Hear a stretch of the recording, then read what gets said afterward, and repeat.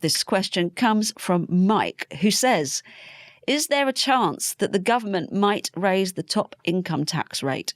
Would it be politically safe to go back on their promise not to raise income tax if the increase only affected high earners? Andrew? No, there is no chance. And yes, it would be particularly politically dangerous and unsafe for them to do it. I say no chance because the Chancellor has said this so many times in her own voice that she could not remain Chancellor if she did it. So it would require removing the Chancellor for the top rate of income tax to go up at the moment. Now, personally, I think that's the wrong decision. I think taxes do need to go up. But I didn't make those promises. She did. They did. And number 10, I was talking to them the last couple of days, are absolutely convinced that the political fallout from breaking their promises on taxes would be completely unrecoverable from. Yeah. And just to add to the second half of that question, would it be politically safe?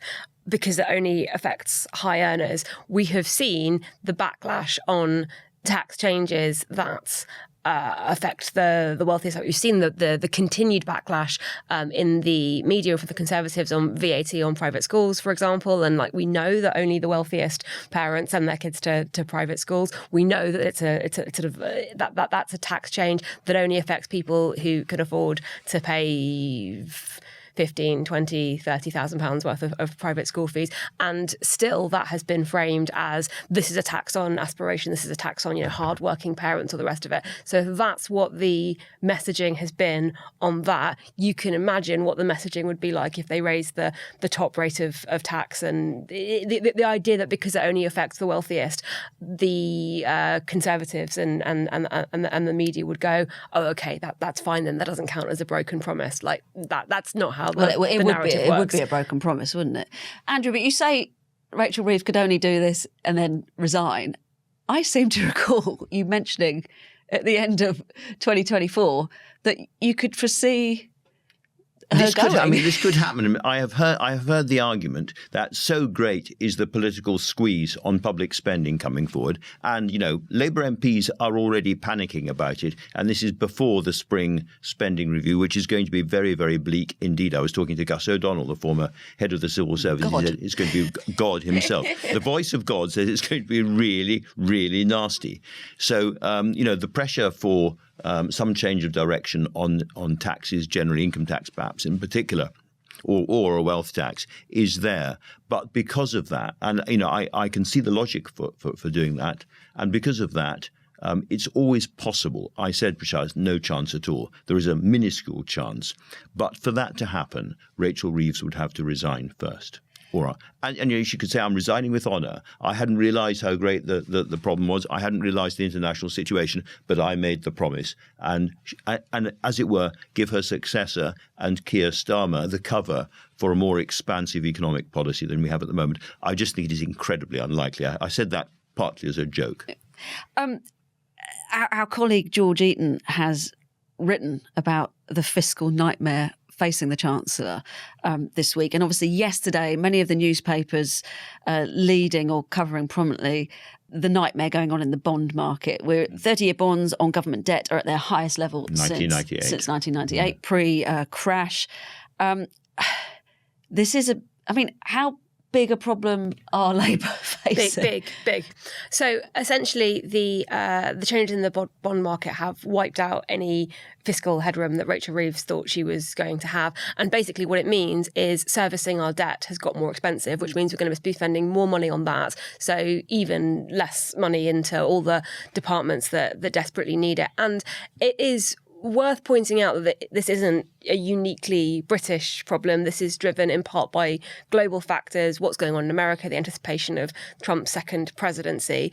And there isn't a huge amount that the British government can do, but they left themselves so little wiggle room. In fact, they were hoping that growth would exceed expectations and therefore they would have more space for spending. And actually the opposite has happened. And having made those promises on no tax rises and having already made commitments that require spending cuts in unprotected departments, they don't really have anywhere else to go. That's right. But there's one other really big aspect of this I've written about this week as well, which is defence. We've got the new Strategic Defence Review reporting to ministers later this month. The truth is, at the moment, in a very, very dangerous world, we are militarily almost completely unprotected. We don't have the army, we don't have the navy, we don't have the air force, we don't have the missiles, we don't have all the kit for this. And we are going to have to spend a lot more money on defence.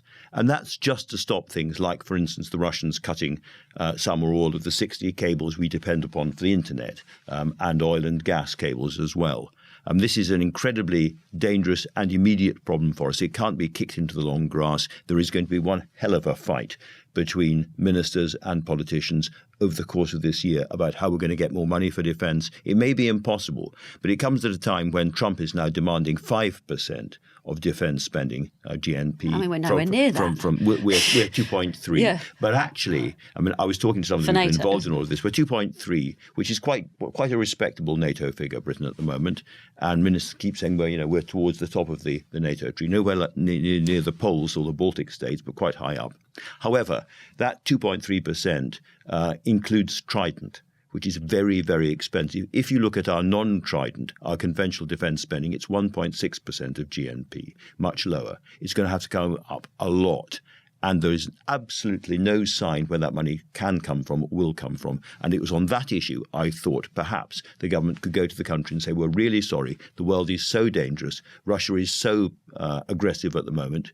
We have so little defences. Our first duty is to protect the people, and therefore we have to come back and ask for some more money. I think they could possibly do that. The flicker of hope is that if they can get some of the extra money and reforms in public services, particularly the NHS, if we can get those early on, then the productivity gains of having a healthier population and a population that can rely on public services will lead to the growth that we need to kind of get through this. But it's a big gamble.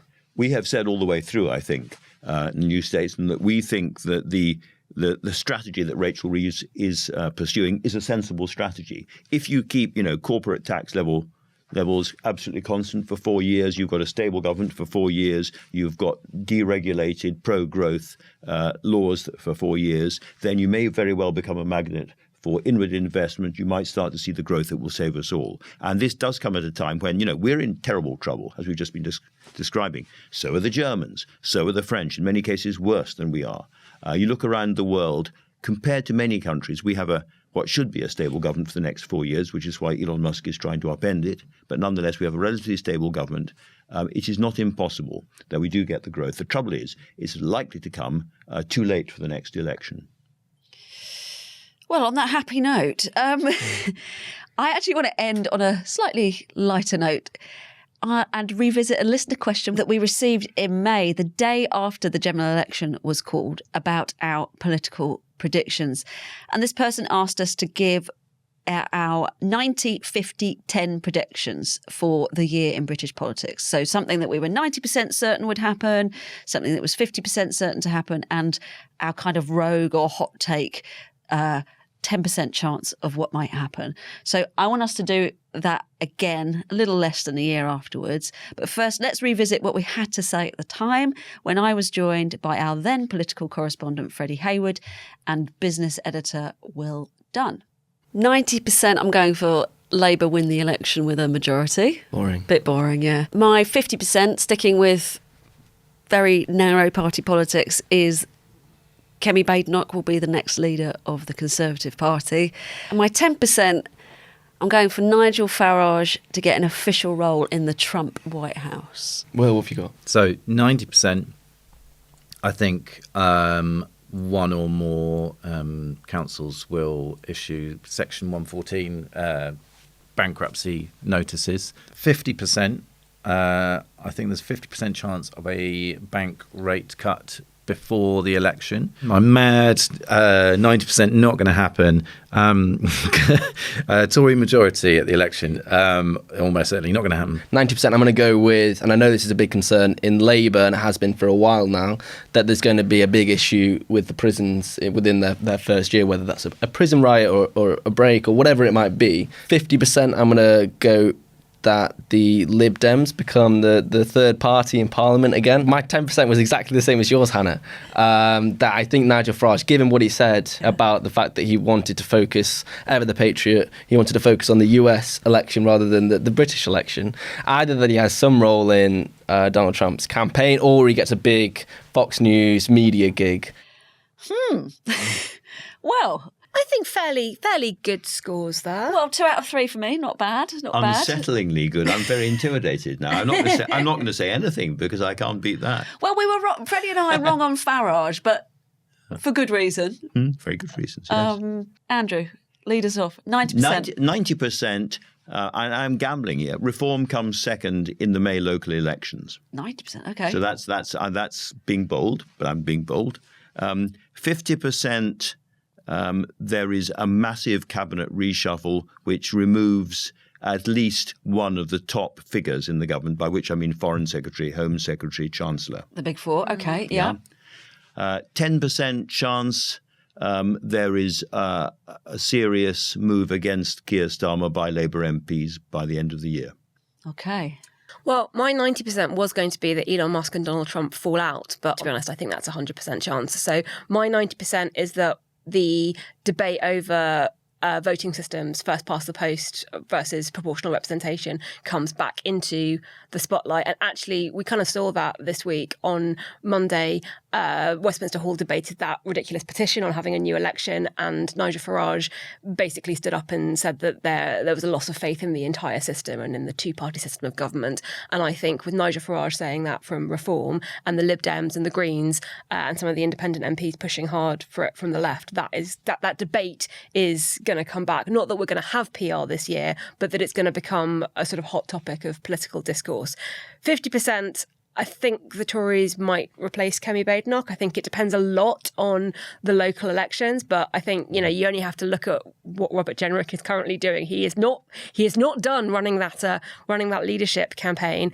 And a rogue prediction, 10%, as in I think it's 90% likely that this won't happen, but it should happen, is a serious grown-up conversation on pensions and the triple lock and the ageing population and whether we can afford it all, and the fact that a significant amount of the government budget is going towards that, and we don't even talk about it and we don't even touch it. We need to have that conversation. I don't think we will, but there's hope. Interesting. Well, you've nicked one of mine.